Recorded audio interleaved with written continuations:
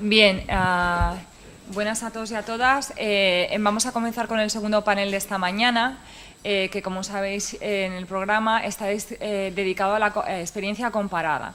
En una materia como el objeto de este congreso, que es no solamente qué alternativa tenemos para resolver los conflictos con los ciudadanos y con las ciudadanas, desde luego es enormemente útil saber o aproximarnos a qué están haciendo otros países de nuestro entorno más cercano, al menos culturalmente más cercano. En eso creo que tenemos la oportunidad de por lo menos conocer dos experiencias cercanas, que es la de nuestro compañero Antonio Casatella, que proviene de la Universidad de Trento, de Italia, y dos compañeras, tanto Isabel como Claudia Sofía, que vienen de Portugal. Por tanto, tendremos la oportunidad de conocer en la medida posible, con el tiempo que tenemos, de qué se está haciendo en estos dos países. Bien, para mí es un honor empezar por Antonio Casatella, que es compañero de Derecho Administrativo en la Universidad de Trento. Me hace gracia porque está invitado por temas de mediación administrativa, que es un área muy poco conocida, pero que sin saberlo, además, tiene líneas de investigación que están directamente relacionadas con la mediación administrativa, como es el procedimiento y las garantías, y ha colaborado en un libro recientemente precisamente sobre las funciones en la transacción, es decir, el llegar a acuerdos en el marco de procedimientos administrativos, que sabéis que está conectado con la mediación. La mediación implica acuerdo en el marco de procedimientos administrativos. Con lo cual, le doy las gracias por poder aquí contarnos de cómo desde el derecho italiano se ve esa posibilidad y, en fin, a ver si aprendemos todos un poquito. Gracias por estar aquí, Antonio. Estimados compañeros y compañeras, me gustaría agradeceros enormemente por el amable gesto de haberme invitado y por el afectuoso recibimiento en vuestra prestigiosa sede. Estoy seguro que esta puede ser una primera y maravillosa oportunidad para adentrarnos en futuras colaboraciones sobre el estudio del derecho y del derecho administrativo. Me gustaría además pedir disculpas a todos los presentes por llevar a cabo mi intervención en italiano. Sin embargo, prefiero expresarme bien en mi lengua a hacerlo mal en vuestra. De todas formas, y junto al doctorado Francisco García Garrido de la Universidad de Huelva y Trento, he preparado una presentación con las ideas principales de que quiero transmitiros. Gracias. Il mio contributo è dedicato alle ADR nel diritto amministrativo in rapporto alla tematica della sicurezza urbana. Per comprendere il fenomeno occorre partire da un presupposto, e cioè che in Italia il fenomeno delle alternative dispute resolution, quindi degli strumenti alternativi alla giurisdizione nella soluzione dei conflitti giuridici, è un fenomeno che si è diffuso soltanto in anni molto recenti, a partire dagli anni 90 dello scorso secolo. Perché in Italia abbiamo assistito costantemente a tre fenomeni: il fallimento storico dei ricorsi amministrativi interni all'amministrazione, che non sono mai stati percepiti e valutati come uno strumento efficiente per la risoluzione delle controversie, perché manca, ed è sempre mancata in capo all'amministrazione, una posizione di terzietà come quella tipica del giudice.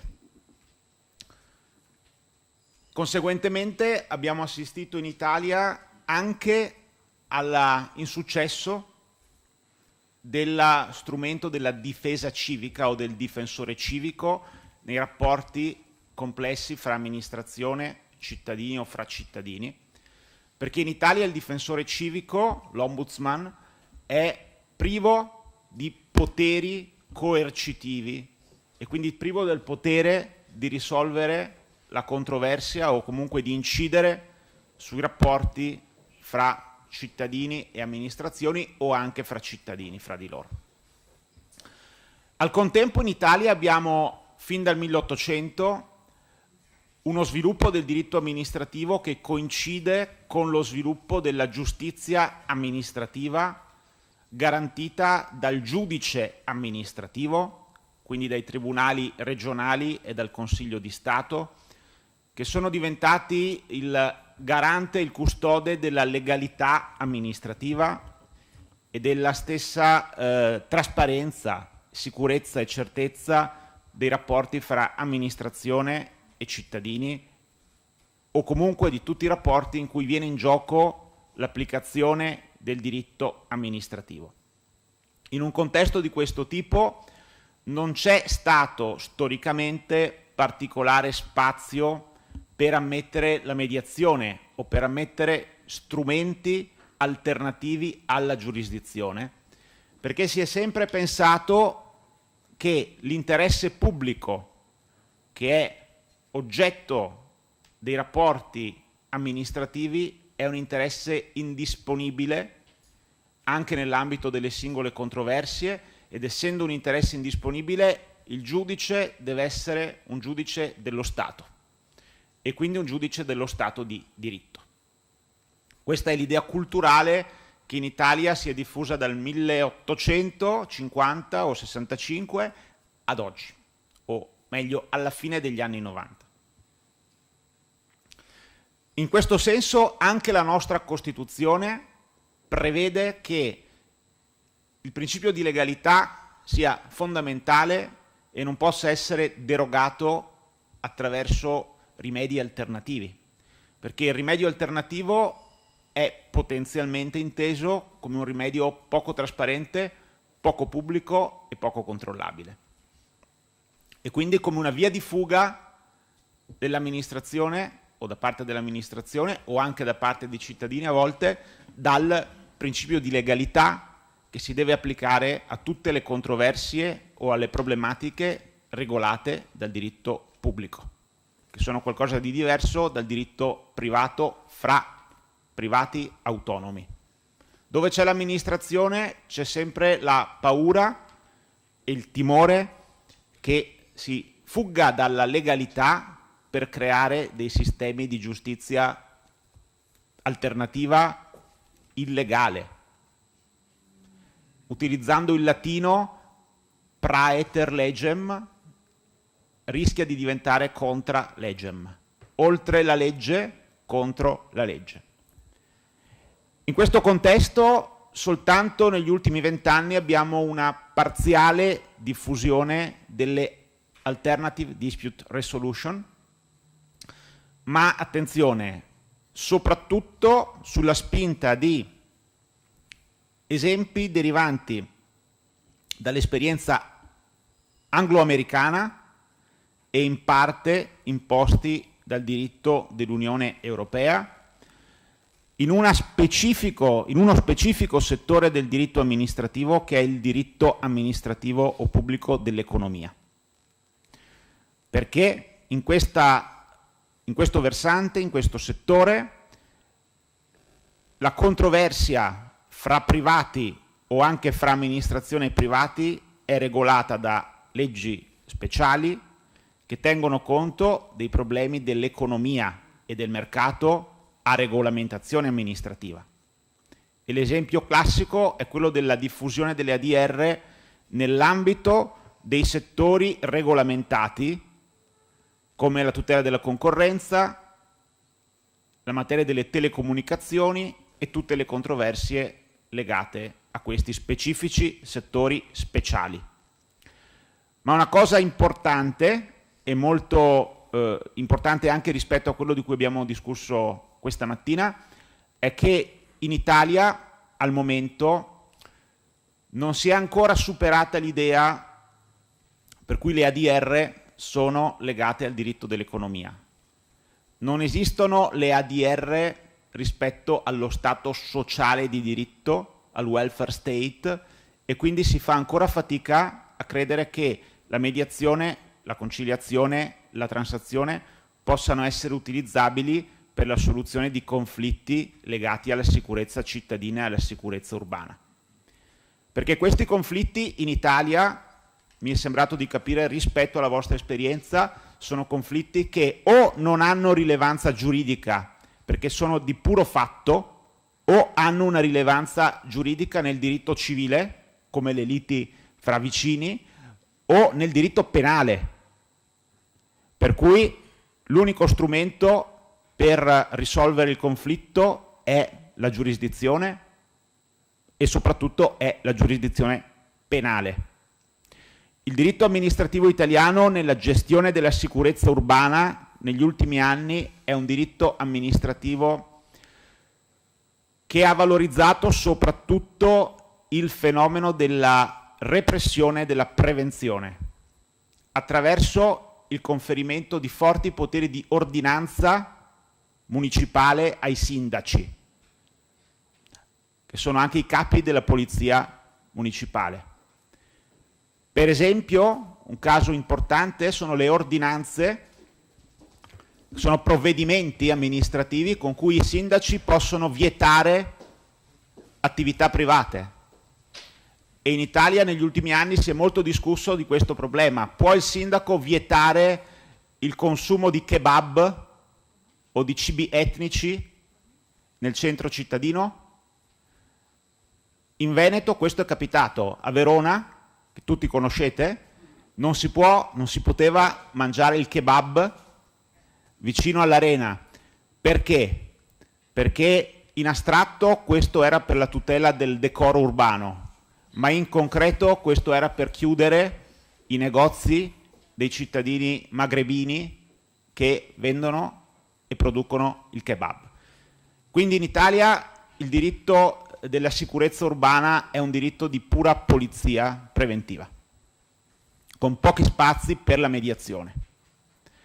Ed è un diritto che è finito per diventare contestabile dal giudice amministrativo, dal Tribunale e dal Consiglio di Stato per la illegittimità e la illegalità delle singole ordinanze. Nel Comune di Firenze hanno vietato di lavare i vetri delle macchine al semaforo.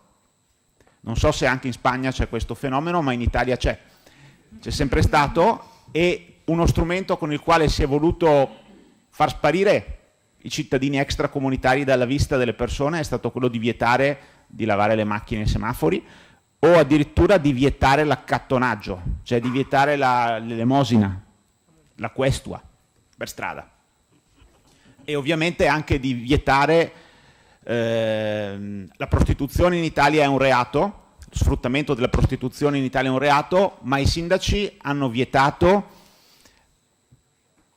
di fare rumore in casa e quindi hanno cercato di prevenire attraverso questi strumenti anche la prostituzione casalinga. Questa è la situazione italiana. Si parla di sindaci sceriffi, come nel Far West, perché il diritto italiano ha avuto questo tipo di sviluppo, molto criticato, come è criticato tutto il diritto amministrativo dell'emergenza attualmente in Italia col problema e col fenomeno della migrazione. Da noi è un problema enorme l'arrivo dei flussi migratori con le barche in Sicilia a Lampedusa e il problema connesso alla presenza di questi cittadini nelle città. Ma questi problemi, che diventano i veri problemi di sicurezza urbana nel dibattito politico, sono problemi che purtroppo non sono risolti con la cultura della mediazione, ma con la tradizionale cultura dell'autorità e del diritto amministrativo imperativo, autoritativo e di polizia. Ovviamente questa è una posizione che si può superare e che la stessa Costituzione italiana può permettere di superare e di rimeditare, passando da un diritto amministrativo dell'autorità pubblica ad un diritto amministrativo di garanzia, in cui i funzionari amministrativi e le singole amministrazioni operano a supporto dei diritti fondamentali dei cittadini e quindi potenzialmente operano anche come spazio di garanzia dello sviluppo della personalità umana e quindi anche come strumento di possibile garanzia per la soluzione dei micro conflitti sociali, accanto e in via complementare alla giurisdizione civile, penale e amministrativa, non in sostituzione di queste figure. E quindi il concetto è un'amministrazione responsabile nel senso inglese di responsibility o nel senso tedesco della Verantwortung, che è qualcosa di differente. In italiano o in spagnolo noi abbiamo responsabilità o responsabilidad, che è un concetto ambiguo, ma l'idea di responsabilità che ho io è la responsabilità ex ante pro futuro, come garanzia dello sviluppo e quindi anche come garanzia per la realizzazione dei diritti fondamentali e anche per la soluzione eventuale di controversie. Però questa è filosofia del diritto o teoria del diritto. Bisogna andare a vedere anche cosa dice l'ordinamento positivo, e attualmente in Italia l'ordinamento positivo ci dice che il fenomeno che più vi interessa in questa sede è l'impatto della mediazione penale nello stesso diritto amministrativo. I colleghi oggi hanno parlato, anche ieri penso, di mediazione penale e di problemi della mediazione penale, però un dato è fondamentale: la mediazione penale può essere efficace soltanto se accanto al giudice penale opera l'amministrazione pubblica, cioè operano strutture organizzative di supporto al giudice penale e quindi operano funzionari pubblici che supportano il giudice penale nella sua attività di mediazione, sia come mediatori specializzati ma anche come esperti, diciamo psicologi, educatori o con formazione extra giuridica. Perché solo da questo punto di vista la possibilità di ricorrere alla mediazione penale può in qualche modo tradursi in una mediazione effettiva e reale. E il passaggio fra norma e prassi è un passaggio che impone la presenza degli apparati amministrativi, almeno in Italia. In Italia, come potete vedere dalla slide, che è un po' piccola, abbiamo la conciliazione penale o la mediazione penale davanti al giudice di pace.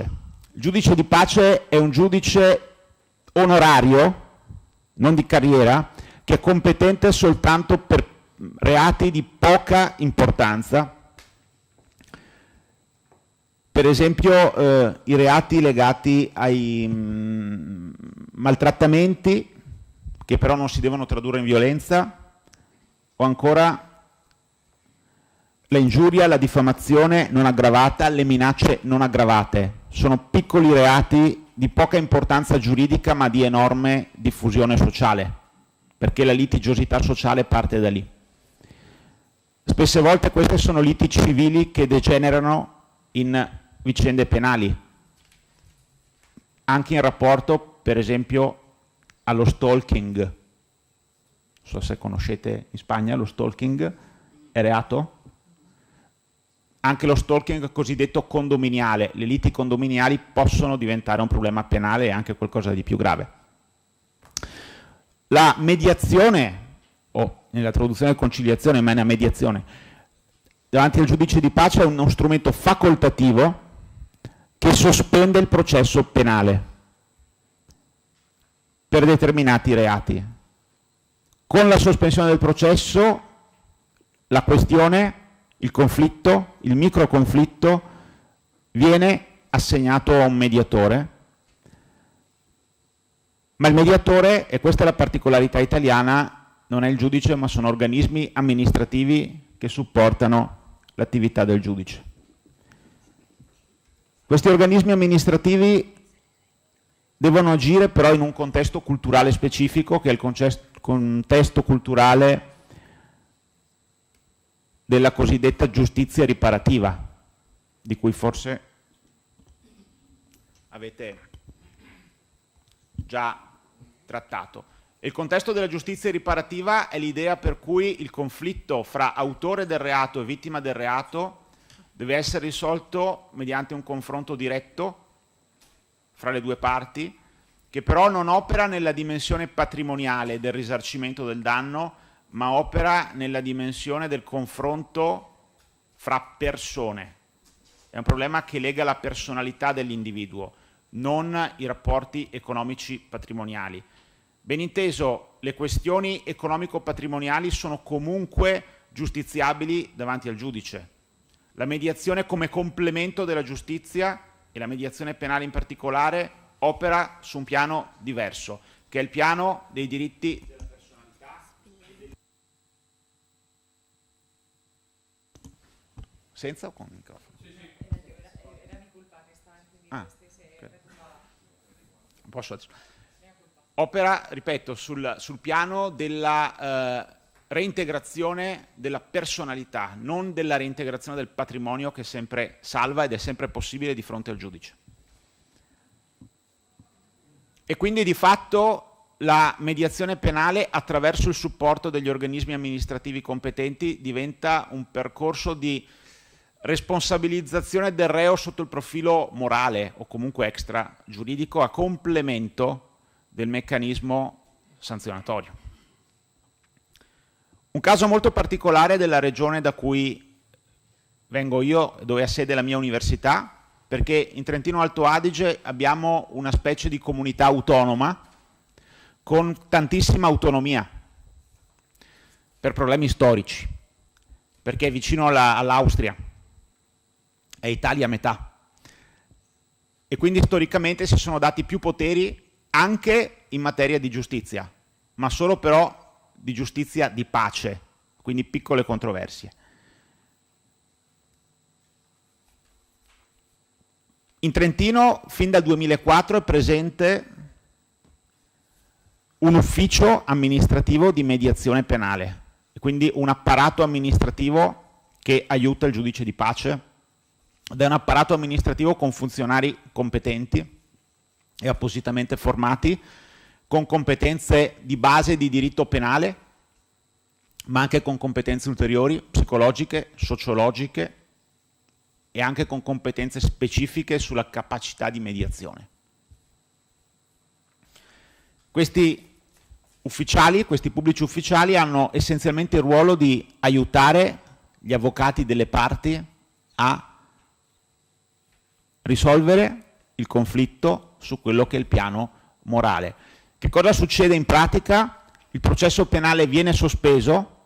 Se la mediazione funziona e le parti risolvono il conflitto, la vittima può rimettere la querela, e se la vittima rimette la querela il processo finisce, perché tutti i reati di cui stiamo trattando sono reati perseguibili a querela di parte come condizione di procedibilità.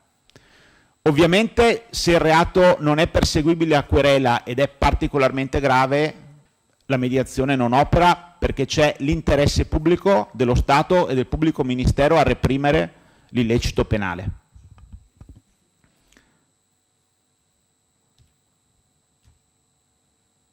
Un altro e parallelo fenomeno è quello del ruolo della mediazione penale nel reinserimento sociale del reo. L'articolo 27 della nostra Costituzione, che ha un'ispirazione cattolica da questo punto di vista,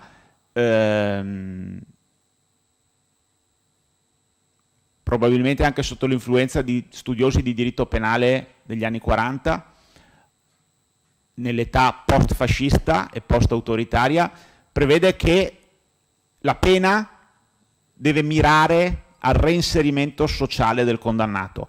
La pena non è in Italia vista solo come una sanzione retributiva, ma è un male necessario. Ma è un male necessario solo in quanto poi permette al cittadino responsabile di reinserirsi nel tessuto sociale.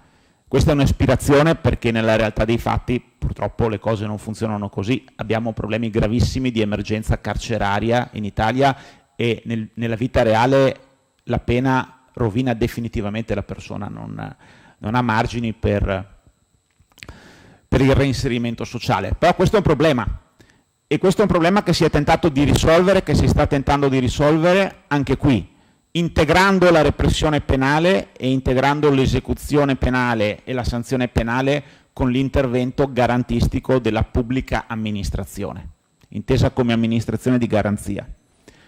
E quindi è l'amministrazione in questo caso che deve assumere su di sé la responsabilità di reinserire il condannato nella società, oltre il processo penale. Perché questo è coerente con l'articolo 3,2 della nostra Costituzione, che affida alla Repubblica e quindi a tutto l'ordinamento, a ciascun cittadino, il compito e l'incarico di eliminare gli ostacoli che limitano l'uguaglianza sostanziale e quindi lo sviluppo della persona umana nel contesto sociale. Ovviamente il reinserimento sociale non è garantito dal giudice penale, ma deve essere garantito dall'amministrazione e quindi dal welfare attraverso varie categorie di interventi, nuove opportunità lavorative, nuove opportunità culturali nella formazione, il sostegno alle famiglie e anche la ricomposizione del conflitto fra l'autore e la vittima. Questo, attenzione, in tutti i casi, non solo in quelli del giudice di pace. Quindi anche per i reati più gravi si può porre un problema di mediazione e quindi di giustizia riparativa fra autore e vittima, ma in questo caso la mediazione avviene all'interno dell'esecuzione penale e quindi dopo la condanna, perché lo Stato non può rinunciare alla sua potestà punitiva, ma può far sì che la pena venga eseguita col supporto dell'amministrazione per favorire il reinserimento e del condannato e una pacificazione sociale. Quindi la mediazione opera come uno strumento di legittimazione sociale della pena. Però attenzione, l'intervento dell'amministrazione non è in Italia e non può essere quello dell'amministrazione penitenziaria o carceraria, perché l'amministrazione penitenziaria o carceraria è un'amministrazione che mira fondamentalmente al funzionamento del carcere e quindi della pena detentiva. Per inserire socialmente il condannato serve l'intervento dell'amministrazione pubblica e soprattutto degli enti territoriali e degli enti locali. E da questo punto di vista sono molto importanti in Italia le prassi delle convenzioni, quindi dei contratti fra Stato, regioni e comunità locali. Forme di collaborazione che fanno sì che durante l'esecuzione della pena e dopo l'esecuzione della pena si riesca a creare un confronto fra autore del reato, vittima, con l'intervento dell'amministrazione che media il conflitto e contemporaneamente aiuta il condannato a reinserirsi socialmente. Altro momento fondamentale, speciale, ma sempre legato all'esecuzione penale, è quello della tutela del minore. Perché il nostro diritto positivo va nella direzione di sviluppare questi strumenti soprattutto rispetto ai reati compiuti dai minori. I minori meritano una particolare tutela sia nel corso delle indagini penali e del processo penale, secondo la disciplina del 1988, ma anche nel corso dell'esecuzione della pena, come prevedeva già la disciplina della metà degli anni 70. Da questo punto di vista abbiamo una mediazione penale particolare che opera sia durante il processo che dopo il processo. Durante il processo possiamo avere il tentativo di sospensione del processo con la messa in prova del minore. Quindi il tentativo di favorire un reinserimento sociale del minore già nelle fasi delle indagini e nel corso del processo. Ovviamente gli effetti variano a seconda del tipo di reato compiuto e del tipo di problema, però l'ordinamento va in questa direzione di tutela anticipata e particolare, ma solo del minore. E ovviamente anche dopo la conclusione del processo e quindi dopo l'eventuale condanna noi possiamo avere un forte intervento dell'amministrazione a tutela del minore. Anche qui gli esperimenti del Trentino Alto Adige sono esperimenti pilota molto importanti. Non parlo del Trentino Alto Adige per fare pubblicità alla regione dove abito, ma semplicemente perché il Trentino Alto Adige ha avuto più poteri e più soldi per sperimentare questo tipo di misure. In Trentino Alto Adige abbiamo un ruolo molto importante per l'ufficio di mediazione penale che favorisce anche in questo caso un confronto fra il minore autore del reato e la vittima. Ma in questo caso però con la guida degli esperti il dialogo può ampliarsi anche fino a coinvolgere le figure vicine al minore, i familiari se ci sono, o comunque anche gli amici o il gruppo sociale di riferimento. Perché c'è l'idea che il minore non può essere recuperato da solo, ma può essere recuperato soltanto se l'amministrazione favorisce tutta la sua comunità di riferimento, quindi la famiglia e il gruppo sociale che la sostituisce, soprattutto nei casi più drammatici, che in Italia coinvolgono essenzialmente italiani di seconda generazione, cioè cittadini extracomunitari che sono cresciuti in Italia o addirittura nati in Italia ma non hanno la cittadinanza, perché da un punto di vista statistico-criminologico gli autori dei principali reati sono quelli. Non sono gli unici, di solito gli italiani uccidono direttamente i genitori ma non sono più recuperabili da un punto di vista della mediazione. Sto scherzando, una battuta, però può essere che sia così, molte volte. Nell'ambito di questi percorsi di recupero, allora l'amministrazione che cosa deve fare? Non deve accontentarsi di favorire la pace come potrebbe fare un prete o una parrocchia o un gruppo di scout. L'amministrazione deve prevedere degli specifici interventi, deve programmarli e deve scadenzarli attraverso attività amministrativa.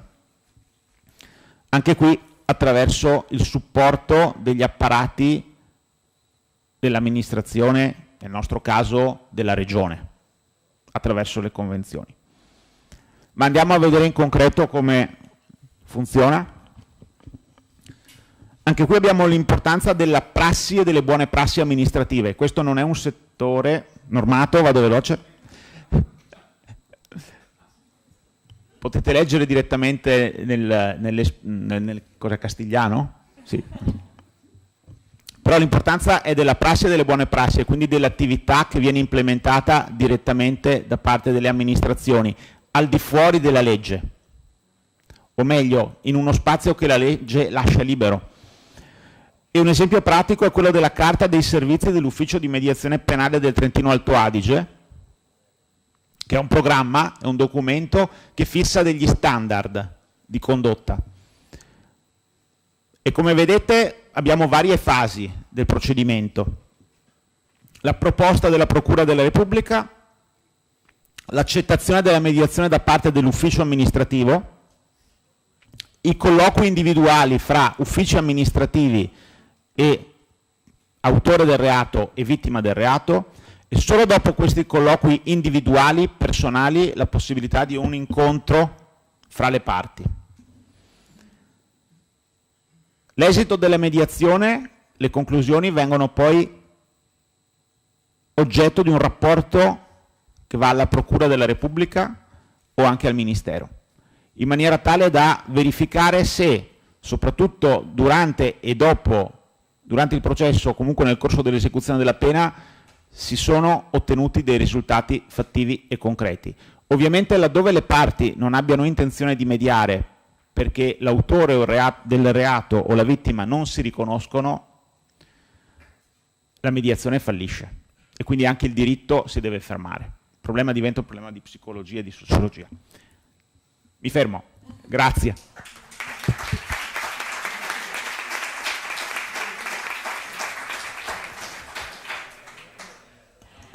Siento Antonio haber interrumpido, pero vamos un poco mal de tiempo.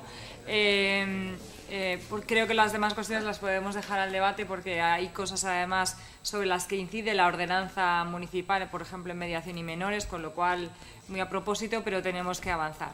En segundo lugar va a hablar nuestra compañera Isabel Celeste Fonseca, que es profesora de la Escuela de Derecho de la Universidad de Miño desde 1996, es doctora en Ciencias Jurídico-Políticas, directora de la Maestría en Derecho Administrativo de esta universidad, investigadora del Centro Interdisciplinario de Derechos Humanos de la Escuela de Derecho de esta universidad, pertenece a varias asociaciones, miembro de revistas internacionales, Y tenemos la inmensa suerte de que es otra persona que, además de ser de derecho administrativo, le gusta la mediación, con lo cual, dicho sea de paso, es un honor a ver qué nos puede contar del derecho francés. Derecho portugués, disculpa, del derecho portugués. Gracias, Beatriz. Un saludo muy cordial a todos. Me encanta estar aquí con ustedes, poder compartir las experiencias portuguesas, los problemas que son, na verdade, tão comunes, los retos que los mecanismos de resolución de litigios jurídico-administrativos irão enfrentar muito brevemente em Portugal. E aqui também me parece dizer que enhorabuena, Beatriz, paz. Este evento é fantástico do ponto de vista científico, a organização é estupenda para uma portuguesa que tão poucas vezes habla de mediación, de los conflitos jurídico-administrativos e de resolución dos litigios entre cidadãos. Me encanta poder aprender esta cultura de paz e de solución de conflitos de cidadãos con los entes públicos. Bueno, gracias por la invitación. Ahora, bien, lo peor, voy a hablar en portugués. No desejo que fiquem enfermos com este portunhol. É porque preciso de aproveitar o tempo, porque é escasso. Assim vou falar despacio, claro, para me fazer compreender. Bueno, como dejar de hablar español. Me encanta también. Estive enamorada de un galego e... De ahí el español. Daí el español. Bueno, agora sim. 3 tópicos para falar deste tema. O direito que está em vigor em Portugal sobre este tema da resolução de litígios, que é uma forma alternativa, é assim que eu encaro, os problemas que em Portugal enfrentamos e os desafios que nos esperam a todos, entes públicos, cidadãos e todos aqueles que, ou porque como mediadores ou como árbitros ou conciliadores, são chamados a resolver os problemas que surgem no contexto da relação entre administração pública e particulares. Dizer que em Portugal a utilização destes mecanismos de resolução alternativa de litígios, e falamos sobretudo da arbitragem, da mediação e da conciliação, portanto, é uma realidade incontornável. É, aliás, e esta é a mensagem que eu lhes quero deixar, em primeiro lugar, são uma realidade muito antiga em Portugal. Há uma enorme tradição de utilização dos mecanismos de resolução alternativa de litígios, sobretudo no quadro da relação entre privados,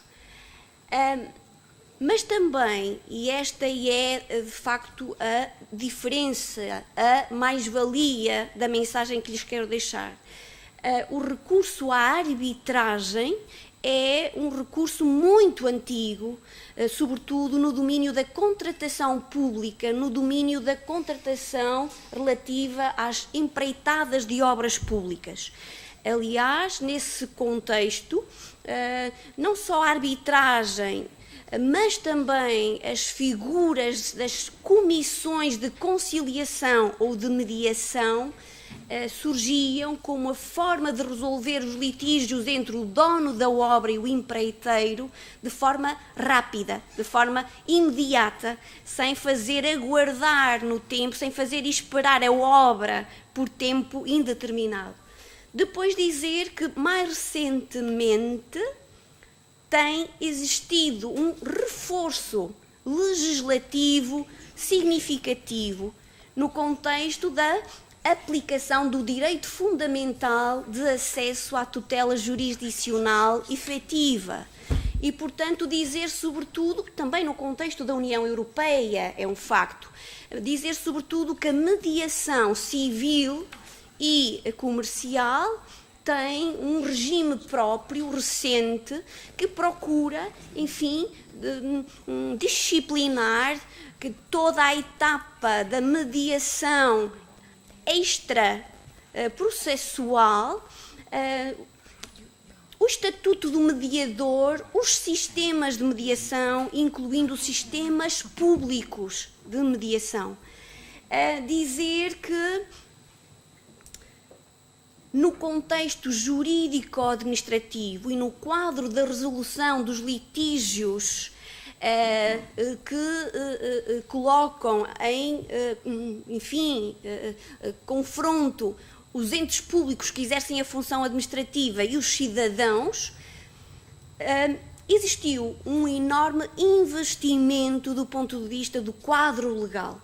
E aqui eu queria, sobretudo, chamar a atenção para a introdução da mediação e da conciliação intraprocessual, a par de um alargamento que alguns dizem desmesurado, excessivo, da utilização da arbitragem, que agora já não se resume somente aos domínios em que parece existir uma relação de paridade entre as partes, mas onde o litígio surge da prática de um ato administrativo. Portanto, dizer que,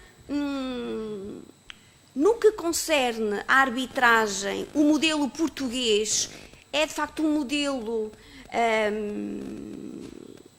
paradigma no contexto europeu. Enfim, não me fica bem dizê-lo, mas após as leituras de direito comparado, fica, de facto, esta conclusão. Sempre teve, como disse há pouco, a arbitragem um papel decisivo no domínio da contratação pública, mas a alteração que foi introduzida à lei da jurisdição administrativa, ou à lei do contencioso administrativo em 2015, veio alargar significativamente o âmbito das matérias que podem ser resolvidas de forma definitiva por tribunais arbitrais. Aliás, foi criado também um centro de arbitragem administrativa que tem, inclusive, competência para resolver conflitos em matéria tributária e é, inclusive, referenciada como uma experiência bem-sucedida a atribuição de competência a este centro de arbitragem de todos os litígios ou de certos litígios relativos à relação jurídica fiscal. Dizer ainda, e somente para terminar, acerca da arbitragem administrativa. Esta sim que tem, como digo, uma enorme experiência bem-sucedida em Portugal, que todas as questões relativas a contratos públicos, sejam questões de validade, execução, interpretação, sejam questões relativas a atos administrativos praticados durante a fase de formação do contrato ou durante a sua execução, são questões que podem agora ser resolvidas de forma exclusiva pelos tribunais arbitrais e, portanto, aqui este mecanismo surge como alternativo verdadeiramente à jurisdição do Estado, à jurisdição dos tribunais estaduais, à competência do juiz de toga, do juiz administrativo, e isso é também um problema que já no final irei apenas enunciar para discussão, dizer que todas as questões de validade dos atos administrativos, sejam quais sejam estes atos, sejam atos autorizativos, desfavoráveis, sancionatórios, desde que a lei não proíba, podem ser, na sua questão de invalidade, apreciados por árbitros. Dizer que as questões de emprego público e todas as questões de emprego público que não digam respeito a direitos indisponíveis ou questões que não resultem de acidente de trabalho são também hoje objeto de solução por parte de árbitros e, portanto, como se percebe, a arbitragem surge assim como a forma, diria, e agora alertando para algum perigo, a única forma de resolver a maior parte dos litígios jurídico-administrativos, sobretudo estes que dizem respeito à contratação pública, de responsabilidade civil extracontratual dos entes públicos também, mas diria que hoje os problemas da contratação pública não passam pelos tribunais do Estado, não passam pelo juiz administrativo mais, passam verdadeiramente pelos tribunais ad hoc, aqueles que são chamados através das convenções de arbitragem, e como imaginam, as regras da confidencialidade no confronto com aquilo que devem ser os princípios de transparência e publicidade podem fazer-nos suscitar alguma dúvida, alguma reserva. Muito bem. Daí que eu tenha procurado, muito bem, daí que eu tenha procurado lembrar destes limites. Um primeiro limite tem a ver com o âmbito da arbitrabilidade. O que queremos sujeitar aos tribunais administrativos e o que não queremos sujeitar mais à jurisdição do juiz administrativo e retirar-lhe da sua competência e, portanto, submeter a uma via alternativa, que é definitiva. É definitiva e tantas vezes é obrigatória ou necessária e, muitas vezes também, nela se configura o direito que é renunciado de recorrer aos tribunais do Estado. E isso é perigoso, julgo. É uma dúvida, um problema, enfim, uma inquietude que lhes deixo a pensar. Enfim, tanto mais quanto é cada vez mais frequente, é cada vez mais recorrente a utilização da arbitragem. Mas deixo o tema e passo para a mediação e para a conciliação administrativas, que, como disse há pouco, do ponto de vista extraprocessual não têm tido muita experiência, mas que começa a haver agora um desenvolvimento no que concerne à configuração intraprocessual. Portanto, os processos que decorrem junto dos tribunais administrativos podem, num determinado momento, ficar parados. Para quê? Para que seja introduzida a mediação ou a conciliação. Quando essa tentativa de conciliação ou mediação seja requerida conjuntamente pelas partes e, portanto, a requeiram ao juiz, ou quando o juiz a considere oportuna. Em que domínios é que pode existir esta mediabilidade, de conflitos? Em todos. Todas as questões que estão sujeitas aos tribunais administrativos podem ver, por acordo, terminada a sua solução, com uma pequena condição. Terá que ser no âmbito da disposição das partes. Portanto, o acordo poderá apenas surgir neste contexto em que há poderes de livre disposição por parte dos sujeitos que estão no processo. a minha inquietude vem de imediato aqui, como administrativista, como alguém que estudou, enfim, a função administrativa à luz dos deveres de cumprimento da legalidade e do respeito pela autoridade, do dizer o direito através de um ato administrativo, se as partes, o sujeito administrativo, tem, e quando tem, esta é a minha pergunta, direito para dispor sobre o exercício das suas competências. Claro está que nas margens da discricionariedade, em que a administração possa estar imbuída para atuar, aí sim poderá haver mais liberdade de disposição por parte do sujeito, do titular do órgão, da pessoa coletiva pública que está no processo. Não podemos nunca esquecer-nos, estamos a falar de uma parte que não é uma parte privada, não é o António, não é o Joaquim, que gera os seus interesses, que defende os seus próprios interesses, é o representante da entidade pública que defende os interesses de todos e cumpre o direito, a legalidade. Bom, a conciliação intraprocessual, ela surge sobretudo nesta configuração. É o juiz, que é o terceiro, que preside e tenta empenhar-se ativamente para encontrar uma solução, a solução mais adequada à finalização do litígio. Pois bem, não temos um regime especial sobre a mediação administrativa intraprocessual.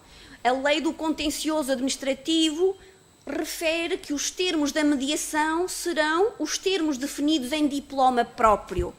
Este diploma próprio não sei qual é.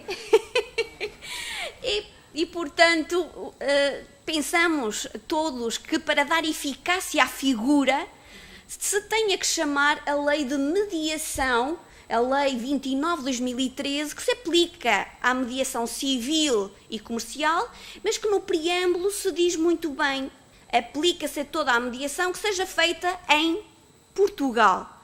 E, portanto, parece não existir aqui diferença do ponto de vista do legislador entre o que é a mediação administrativa, a civil e a comercial. Mas há. E, de facto, esta é a preocupação.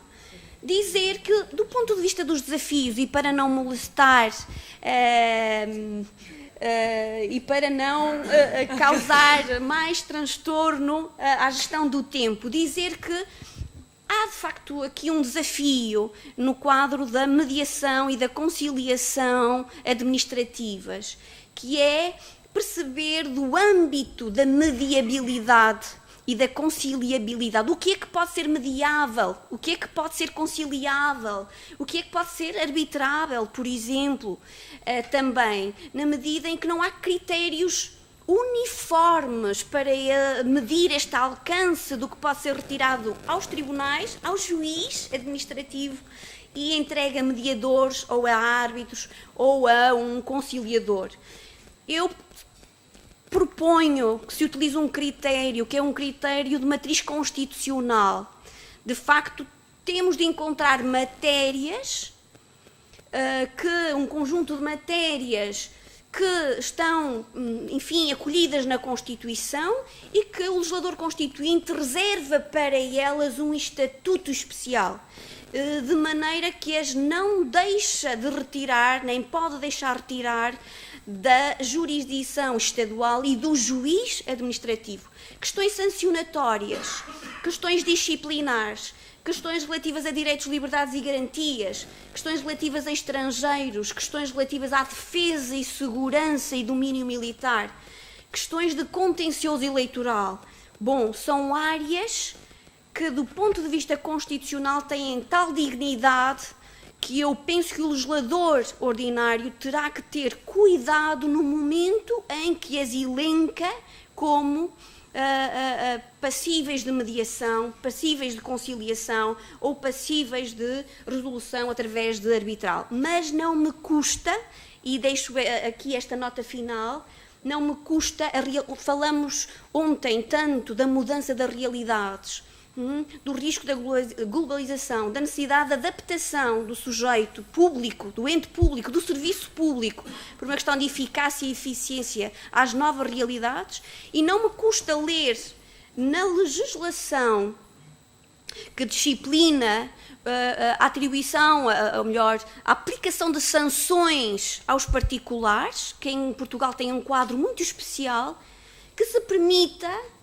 substituir a coima pela prestação de serviço à comunidade. Portanto, que haja acordo no momento em que se sanciona, no momento em que se fixa o conteúdo da sanção. Por outro lado, por exemplo, no domínio disciplinar, não vejo como não seja possível fixar por acordo trâmites do processo disciplinar, que é o mais fácil, conteúdo da medida disciplinar a aplicar, sobretudo quando falarmos em medidas disciplinares conservatórias, não nas repressivas, e também, sobretudo, quando percebemos que há uma medida avaliável pelo empregador público quando sanciona, que pode, por isso, ser pactuada, e isto por força da introdução dos acordos endoprocedimentais e dos acordos para a fixação de conteúdo que o Código do Procedimento Administrativo veio acolher em Portugal. Portanto, a leitura interdisciplinar, a leitura internormativa é vantajosa e pode ser uma solução para avançar enquanto não existe fixação precisa de critérios, enquanto não existe uma legislação especial que cautele, que possa prevenir conflitos entre valores, entre princípios, entre aquilo que é o princípio de transparência, tratamento igual, de segurança, de certeza dos serviços públicos e dos agentes administrativos no cumprimento do direito ou da legalidade, e aquilo que são os princípios típicos destes mecanismos de resolução alternativa. Voluntariedade, igualdade de partes. Pois bem, vejam como é que nós podemos falar nesta mediação entre sujeitos públicos e privados de igualdade, muitas vezes de voluntariedade quando há obrigação de recorrer a essas vias, e publicidade e transparência no momento em que todos lutamos para a adoção de medidas anticorrupção, por exemplo. Pois bem, dou por terminada, mil perdona, pelo tempo.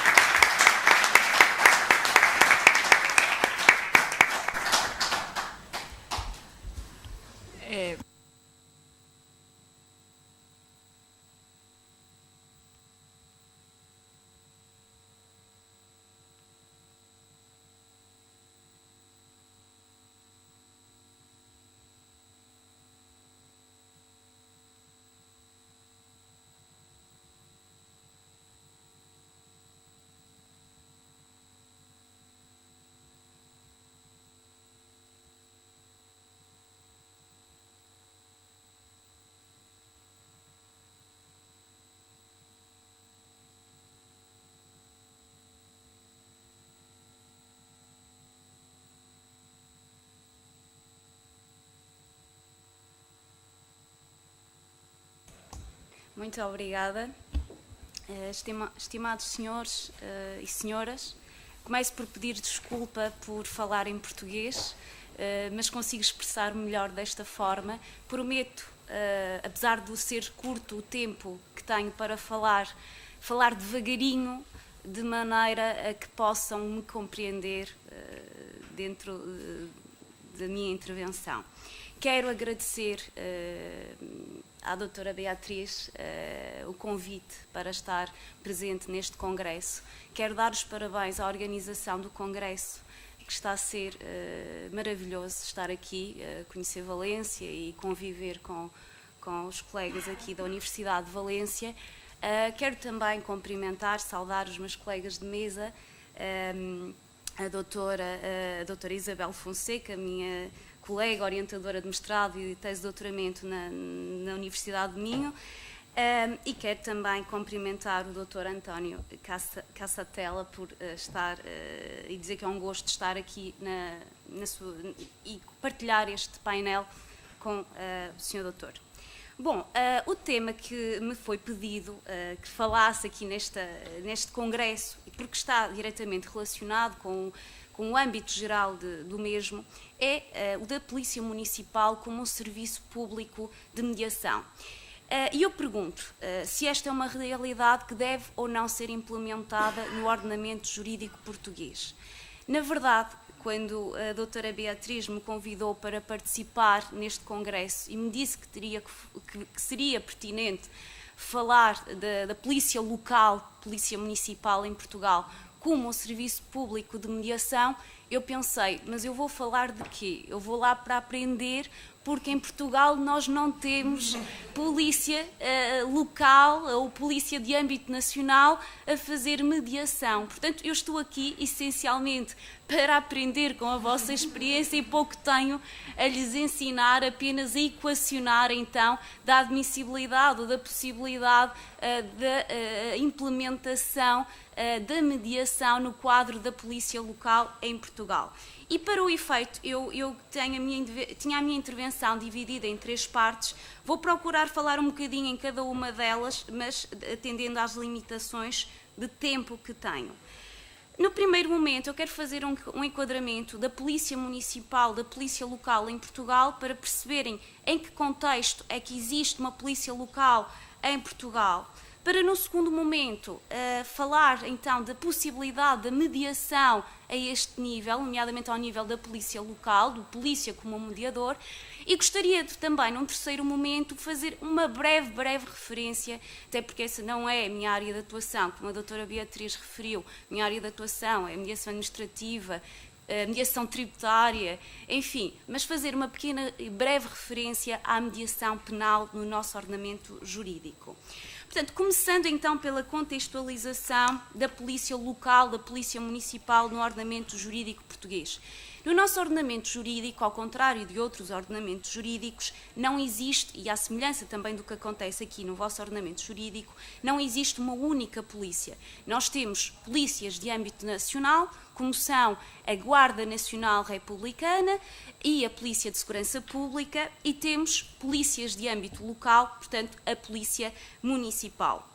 A Guarda Nacional Republicana é uma força de segurança de natureza militar que se encontra na dependência hierárquica do Ministério da Administração Interna.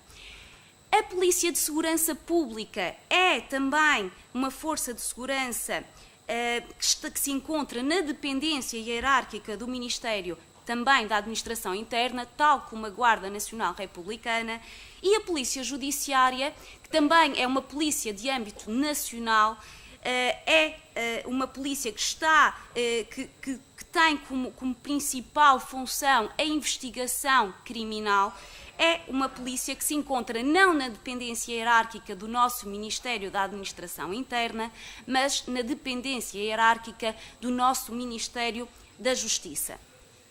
Podemos distinguir, a Guarda Nacional Republicana é uma polícia de âmbito nacional que tem o seu âmbito de atuação particularmente nas zonas rurais. A Polícia de Segurança Pública tem um âmbito de atuação mais focado nas zonas urbanas.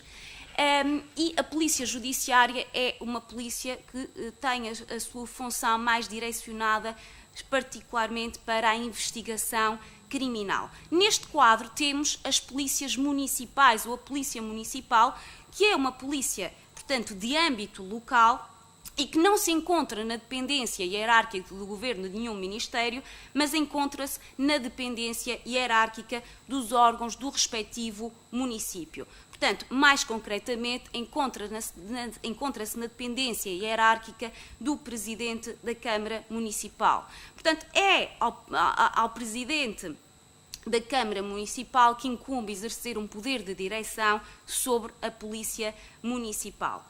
Portanto, esta é uma polícia que está integrada no quadro da administração local, que prossegue os interesses próprios dos municípios onde se integra a respectiva Polícia Municipal.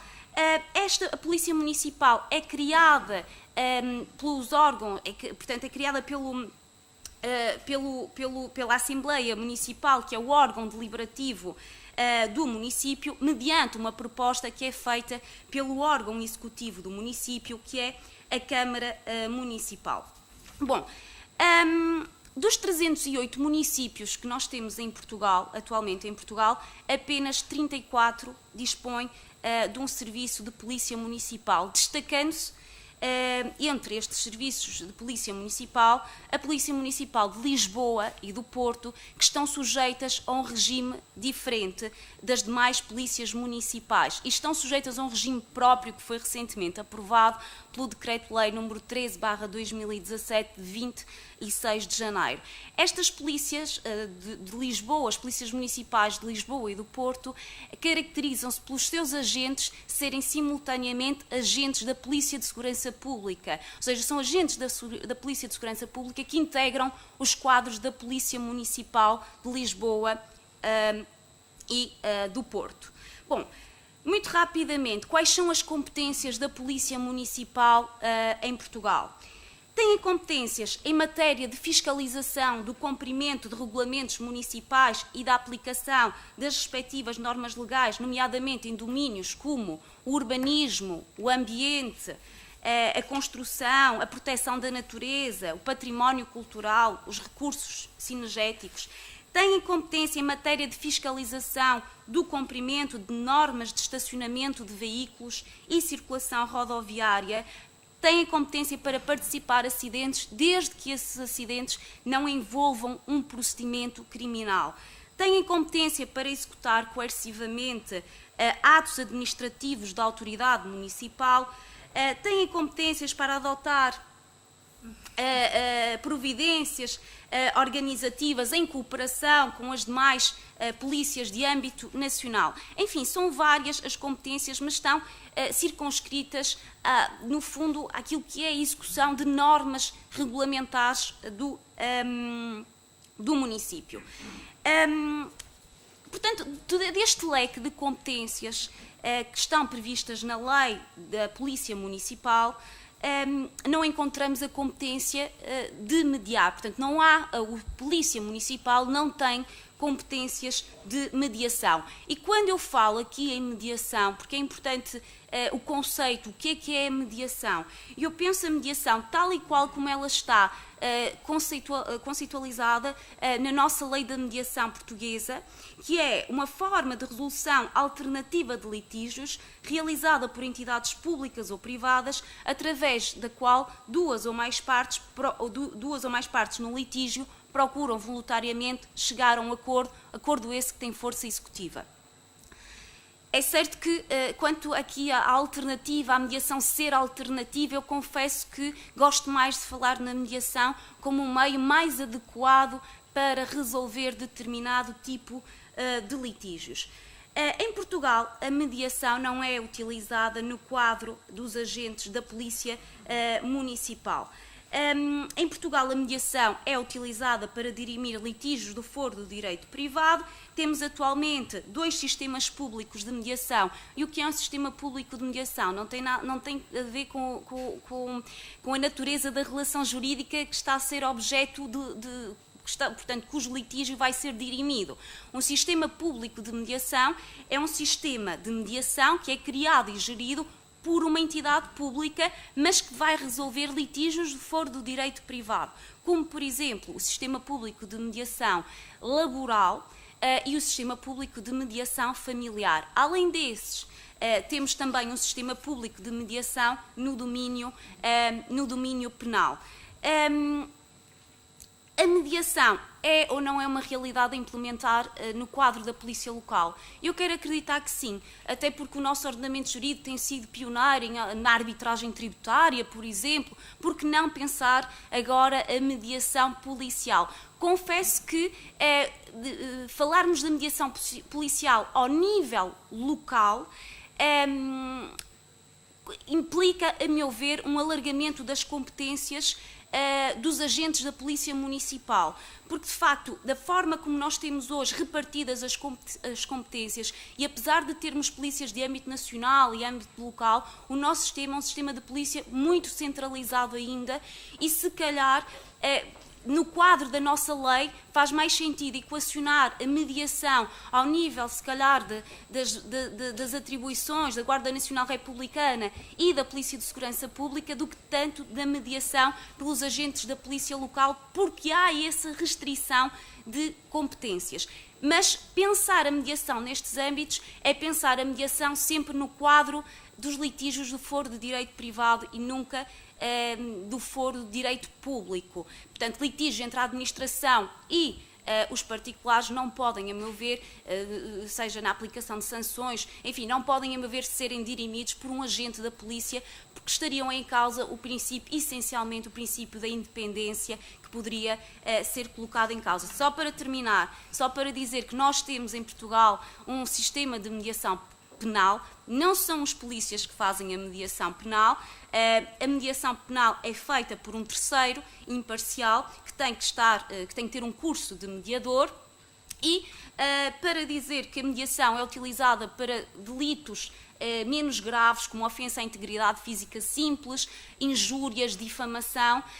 E apenas para concluir, quero-lhes dizer que apesar de nós termos um sistema de mediação penal no nosso ordenamento jurídico, a verdade é que, segundo dados oficiais que eu consigo consultar, em 30 de junho de 2016 nós tínhamos pendentes apenas 3 processos de mediação. Portanto, muito pouco para que se possa dizer que a mediação penal tem um impacto muito significativo no nosso ordenamento jurídico. E com isto termino e peço desculpas por passar o tempo.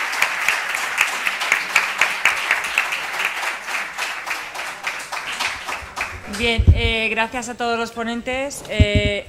Me temo que no hay tiempo de preguntas, pero porque creo que hay autoridades que ya están a la espera de entrar y entonces disculpad que no podemos dar tiempo para la discusión que nos gustaría, pero creo que vamos un poco ajustados de tiempo.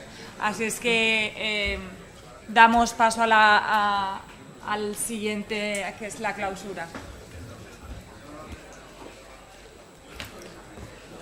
Eu sei, eu peço desculpa a ter pessoa que eu tenho. No, pero aún así has dado tiempo de ver la distribución de competencias y el impacto que tiene y el seguro que has contado del servicio público municipal, que también, o sea, del servicio público de mediación.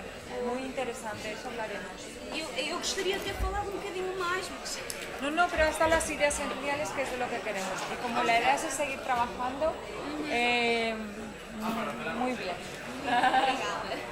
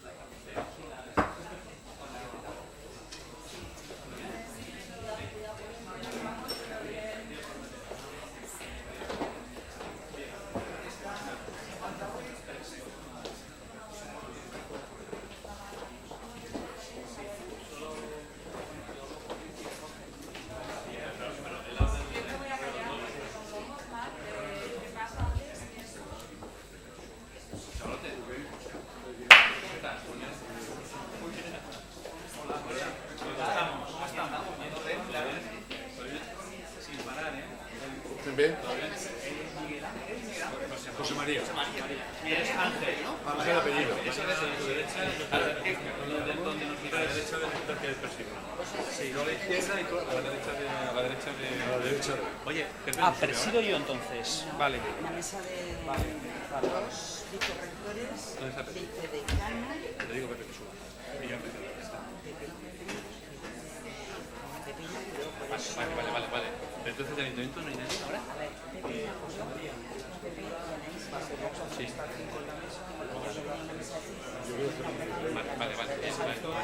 Vale.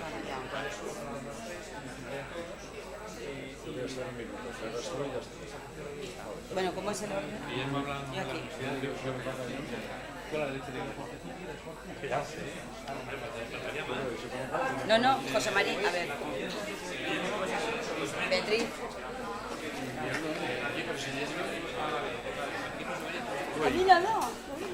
No, yo, tú aquí, por Dios, yo a tu izquierda. No, sí, encantado de estar a tu lado. Yo a tu izquierda. Juego de Ay, tronos. las gafas, por Dios, las gafas. ¿Dónde te las has dejado? Las gafas. Es que siempre me pasa igual.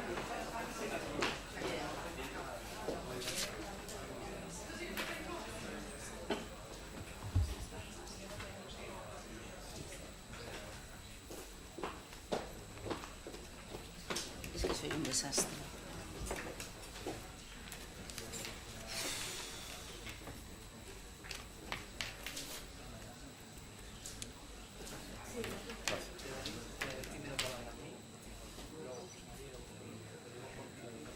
Vale. Sí, claro, sí. Orden de jerarquía, antigüedad. Claro, el orden siempre habla el más importante, el último. El más importante, el último. En nosotros es así. Bueno, cuidado, yo es que no sé qué importante, gente que me ha tocado. El más... No, hombre, no, el más VIP, de los VIPs.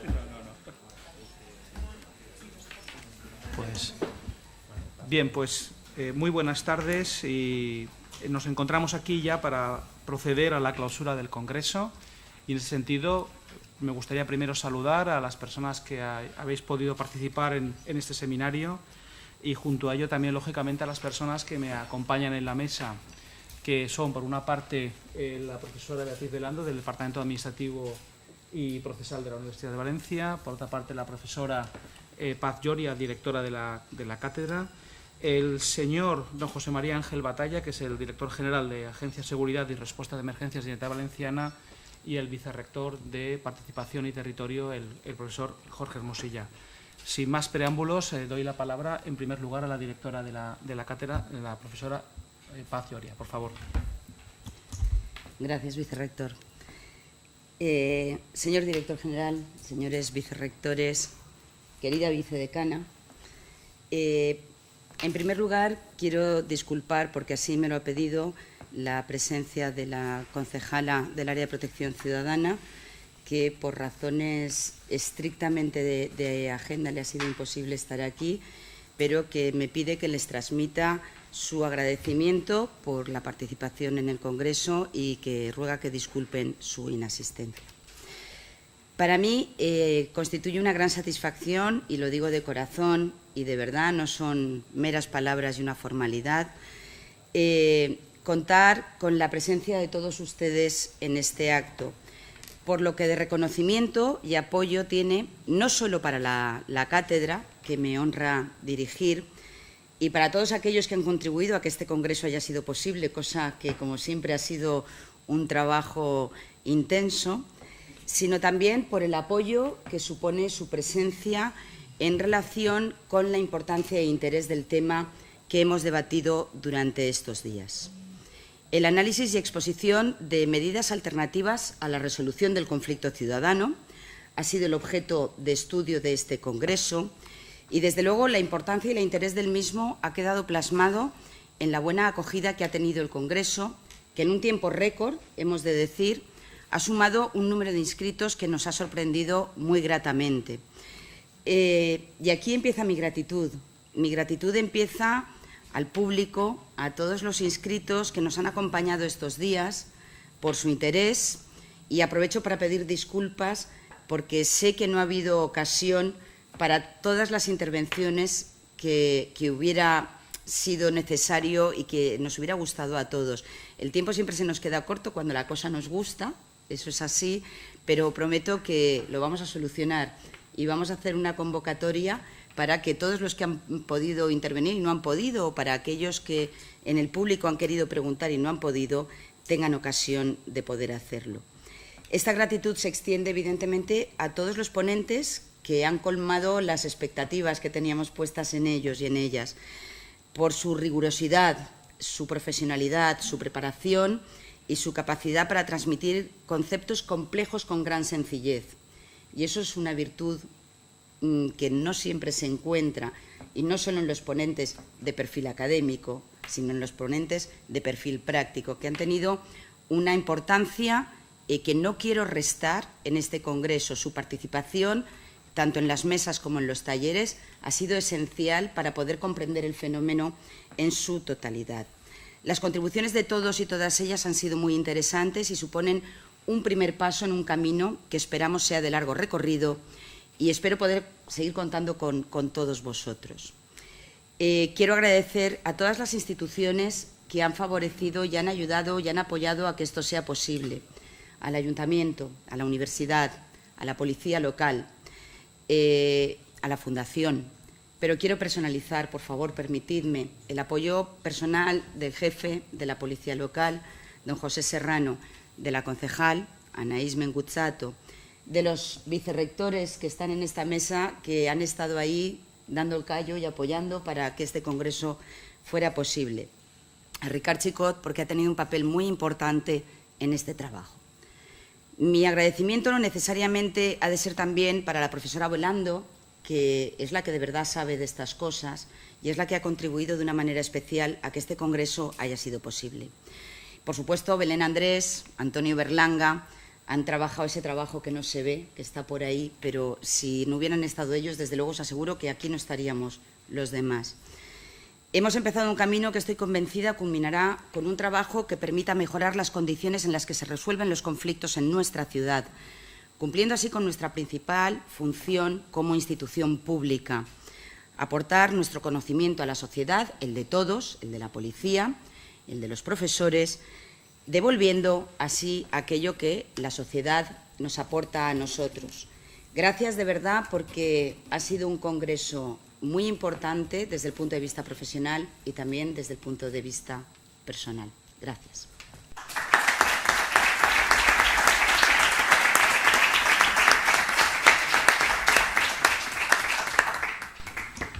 Muchas gracias, directora. Muchas gracias, Paz. Seguidamente tiene el uso de la palabra el excelentísimo señor director general de Agencia de Seguridad y Respuesta a las Emergencias, don José María Ángel Batalla. Por favor. Bueno, pues buen día. Bueno.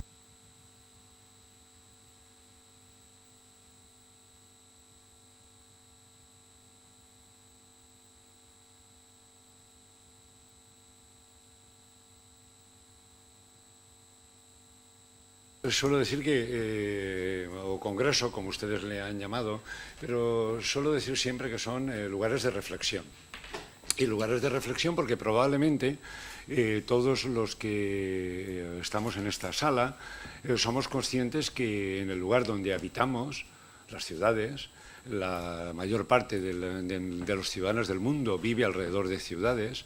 Estas ciudades que nosotros hemos conocido cuando hemos nacido y cuando están ahora, yo que soy más mayor que la mitad de ustedes, pues las ciudades han cambiado muchísimo, no solo en su ordenación morfológica, no solamente en la tipología de ciudadanos que la habitan, no solamente en el devenir entre una parte de la ciudad y la otra, sino en las exigencias de nuestros ciudadanos y, por lo tanto, en la tipología de respuestas que tenemos que dar. Y probablemente esta palabra grandilocuente, yo siempre me gusta mucho el tema de la etimología, que dicen ustedes que es la mediación o la convivencia, la cohabitación, podríamos decir. Una expresión que nos viene a trasladar cómo podemos reducir los conflictos, cómo podemos minimizar las respuestas que la Administración tiene que hacerlas con las jerarquías, y un escenario donde el cohabitar es un lugar sin conflictos, eso idílico en el que todos queremos trasladar. Probablemente la sociedad ha querido evolucionar con tener una medicina preventiva para dar una respuesta de calidad, y nadie lo duda, o lo exigimos. Probablemente en otras respuestas de la ciencia las exigimos, y probablemente hemos estado olvidados de la respuesta primera, que es la de la seguridad, desde un concepto de proximidad al ciudadano, para minimizar esta tipología de respuestas que todos los días nos pasan en las ciudades. Por lo tanto, estas reflexiones en este Congreso son las que deberíamos de estar dando en la respuesta de la seguridad. Por lo tanto, tiene que ser mi felicidad. Entre estas competencias que tiene el Director General de Seguridad está la formación de nuestros policías locales, a los que aprovecho para saludar a la mitad de los que están aquí. Les agradezco mucho en este ejercicio permanente de reciclaje por formarse mejor. Esto implica mucho la vocación de un policía local, el que tiene que dar respuestas en sus ítems diariamente sin saber su ámbito competencial. Ustedes se imaginan a un policía local de la ciudad de Valencia, el policía de proximidad, aquel que conoce y saluda diariamente donde está patrullando, que dijera, perdona, esto no es mi competencia. ¿Qué respuesta, qué impronta tendría el contribuyente o el ciudadano? ¿Qué imagen estaría dando él de su cuerpo, de su corpus ideológico sobre los ciudadanos? Por eso estas jornadas nos hacen a reflexionar. ¿Cuál es el papel, el urbanista, aquel que teoriza sobre cómo deben de estar confeccionadas nuestras ciudades? Otras sociedades que han tenido el estándar o la bandera o el marchamo de calidad han fracasado en la cohabitación de las ciudades. Miren ustedes, solamente tenemos que mirar hacia el norte de Europa. No voy a poner alguna, no sé, alguna que me señale con el dedo, pero eso ha sido un fracaso en la cohabitación y en la integración de determinadas multiculturalidades alrededor de las ciudades. Han convertido en guetos. Y esto nos lleva a trasladar que, de lo mismo que teorizamos sobre las ciudades, venimos trabajando sobre el policía de proximidad, que es el policía que nos traslada en el 80% de sus inputs diarios calidad de vida. Cuando usted lleva a sus hijos al colegio, cuando usted los recoge, cuando va a comprar al Mercadona, cuando usted va a una fiesta, cuando tiene un problema en un restaurante, cuando tiene usted problema para comprar en el mercado central. Ahí aparece siempre un policía de proximidad y va a mediar.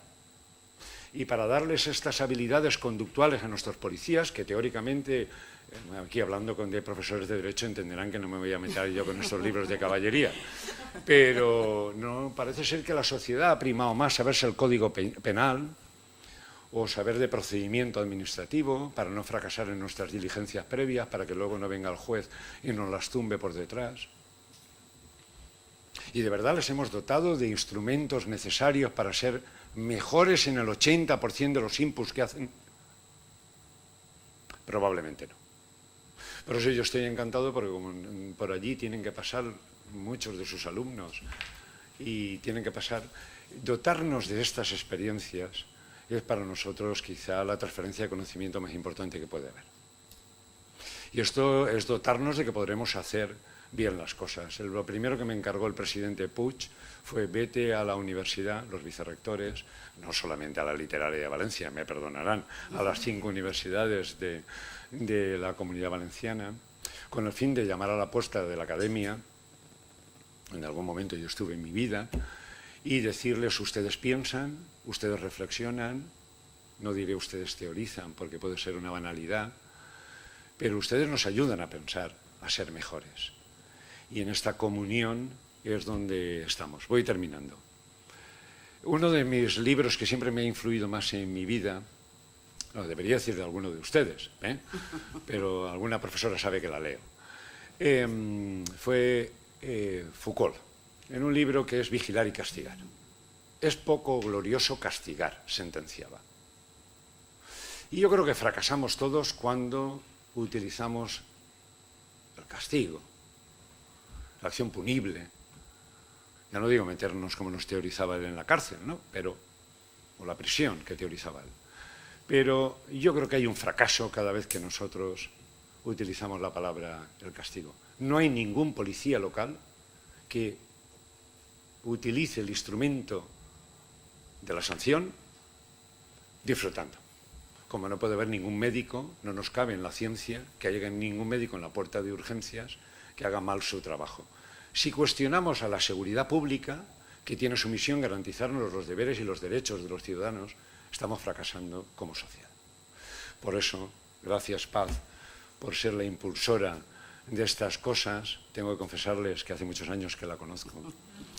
Y nada más llegué a esta responsabilidad, tuve una llamada. Ahora saben, ahora que estamos todos. Ahora ya el Google nos dirá desde dónde llamamos. Esto, en fin, cuando me llame mi mujer se lo quitaré, pero vale. No, va en serio. Entonces me llamó para decirme, debemos de tomarnos esto muy en serio. Y termino, vicerrector, porque me habías dicho que fuera breve, pero miren ustedes, la policía local hace bien los trabajos. Tenemos plantillas de policía donde teorizan. Ejemplar la policía de Valencia, ejemplar la de Villarreal, que ha utilizado metodología científica para proyectar estos trabajos en el campo de las buenas prácticas, sin duda, para poder servir de acicate. Estamos muy empeñados en mediar y poner el agente tutor en la comunidad educativa. Ustedes son madres, ustedes son padres y tienen los mismos problemas que yo cuando tuve a mi hijo.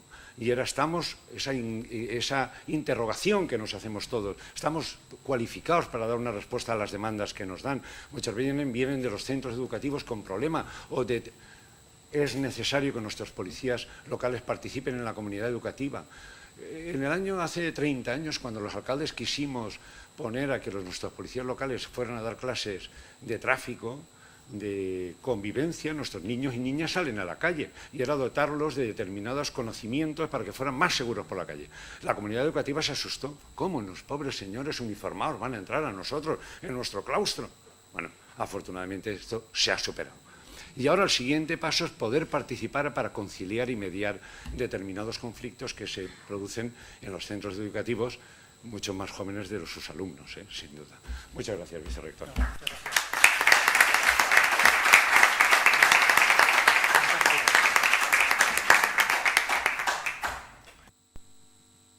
Gracias, director general, directora, vicerrector, vicedecana, jefe de policía. Está por ahí el señor Serrano, muchísimas gracias. Subdirectora general, mandos, miembros de la policía local, compañeros y compañeras, no solo de esta universidad, sino de otras universidades que nos visitan. Muchísimas gracias por estar aquí y público en general. Para mí es un motivo de gran satisfacción y un honor estar en este momento aquí representando a la universidad junto a mi compañero, ya que esta cátedra, digamos, la llevamos compartida tanto el profesor Hermosilla como yo, los dos vicerrectorados, por su gran implicación que tiene no solo en la política general de cátedras, que me corresponde, sino también en cuanto a lo que es la participación y territorio, que es lo que le corresponde a mi compañero. Y esa conjunción se ve perfectamente no solo en este congreso, sino en la colaboración que se ha generado a partir de esta cátedra. Esta cátedra ha permitido que la policía local, Ayuntamiento, Generalitat Valenciana, Universidad de Valencia, nos pongamos a reflexionar, generando este espacio de reflexión, que, cómo no, la universidad es un lugar idóneo para ese espacio de reflexión, y cuando hablo de universidad hablo de forma genérica y extensiva, no solo la Universidad de Valencia, sino todas las 5 universidades públicas valencianas que estamos a disposición como servidores públicos que son ustedes de las necesidades que la sociedad genera. Y en ese sentido nos sentimos también especialmente honrados porque desde el Ayuntamiento, la Fundación Policía Local y también desde Generalitat se acerquen a nosotros como nosotros nos acercamos y que de este encuentro mutuo salgan reflexiones tan importantes como esta de las que nos beneficiamos todos. Por lo tanto, honrados y orgullosos y contentos de esta colaboración, en concreto en esta cátedra, que está dando lugar a frutos como este. Un congreso internacional que yo estaba impresionado por el número de ponentes, más de 20 ponentes, talleres, conferencias de profesores que han venido de otros lados, de otras partes de Europa, y por supuesto con la presencia y el interés que ha despertado. Es decir, cómo en tan pocos días se ha generado toda una matrícula impresionante, y eso es lógicamente resultado de todo el trabajo que se ha hecho desde todas las instituciones que están colaborando en el mantenimiento de esta cátedra. Pero, lógicamente, a mí me gustaría hablar de todos, pero personalizarlo mi amiga Paz Lloria, que, digamos, es la impulsora de la misma y en la que la universidad ha confiado para que esta actividad se lleve a cabo.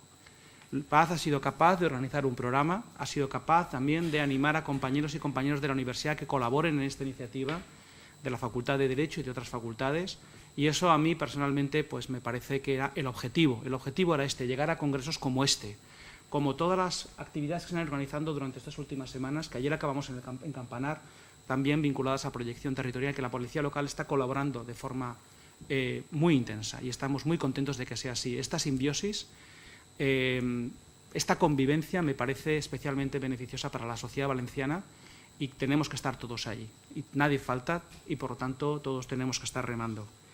Por lo tanto, me parece que aquí, si alguien habla del Cayo, directora, no somos los vicerrectores, eres tú.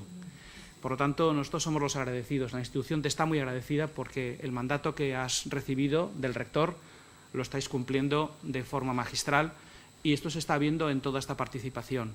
Las palabras, desde luego, del director general han sido más que elocuentes. La necesidad de que la sociedad se enfrente a una, y sobre todo la administración se enfrente a una sociedad cada vez más compleja, y que para ello utilice todas las herramientas que tiene a su disposición, no solo las herramientas del derecho punitivo, sino todas aquellas que permitan una convivencia mucho más pacífica. Y en ese sentido la mediación es una herramienta espectacular. Estaba comentando con la profesora Belando que participamos, además, hemos participado en varios proyectos en el ámbito de la mediación y conciliación. Yo, desde la perspectiva del derecho privado, lo siento, no tengo nada que ver con la administración y el derecho público, al cual respeto mucho, y quizás por eso nunca entré a trabajar sobre él. Pero, en cualquier caso, hemos siempre detectado en muchos grupos de investigación en la Universidad de Valencia, no solo en derecho, sino también en psicología y en otros ámbitos, la importancia que tiene la mediación como herramienta de gestión de los conflictos sociales. Y yo creo que es importante que desde todas las perspectivas veamos los límites de esta posibilidad y que utilicemos en toda su extensión las herramientas que nos permiten la resolución alternativa de los conflictos que podrían surgir. Por lo tanto, cualquier taller, cualquier curso, cualquier actividad que se organiza en este ámbito y que todos podamos reflexionar sobre cómo utilizarlos de la mejor manera, yo creo que va en beneficio no solo de la policía local, sino de todos y cada uno de los ciudadanos que viven en esta ciudad o que puedan estar visitándola. Y, por lo tanto, y por supuesto, extensivamente a cualquier otra ciudad u otro territorio. Y en ese sentido, pues no es más que poder felicitar, no solo por los resultados, sino la temática elegida y todas las actividades que se están generando. Desde la universidad nos sentimos muy orgullosos de esta política de colaboración, porque ya además son muchas las colaboraciones que estamos teniendo tanto con el Ayuntamiento como con Generalitat, son muchas las cátedras que se están generando. Durante los últimos 2 años quizás habremos generado más de una docena de cátedras con Generalitat y con Ayuntamiento y con Diputación. Y, por lo tanto, pues ese acercamiento que estamos notando de nuestras administraciones, tanto la local como la provincial como la regional, a la universidad, a las universidades, porque lo estamos notando en todas las universidades públicas valencianas, entendemos que esto es una política muy positiva, de la cual, en definitiva, no hay beneficio más que para todos los ciudadanos y la sociedad valenciana en su conjunto. Y, por lo tanto, intentaremos todos, desde nuestra perspectiva, dar lo máximo para que todos estos objetivos que están persiguiéndose con tanta ilusión por parte de las administraciones y las universidades públicas, que somos servidoras también, lógicamente, y funcionarios, podamos cumplir con estos objetivos y esta encomienda, y, por lo tanto, dé lugar a más tipos de colaboraciones, no solo por medio de cátedras, sino cualquier otra, ya sean de carácter docente, investigador, de transferencia, que acerque mucho más, digamos, definitivamente a todo conjunto de servicio público a la sociedad valenciana. Por mi parte, nada más, reiterar los agradecimientos, las felicitaciones y, sin más preámbulo, con el permiso de mi compañero vicerrector y del director general, pues dar por clausurado este congreso. Nada más. Gracias.